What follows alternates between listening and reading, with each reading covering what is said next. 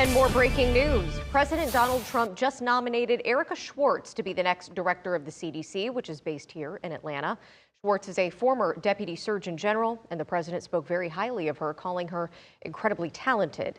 The Senate has to confirm the nomination before Schwartz can take office.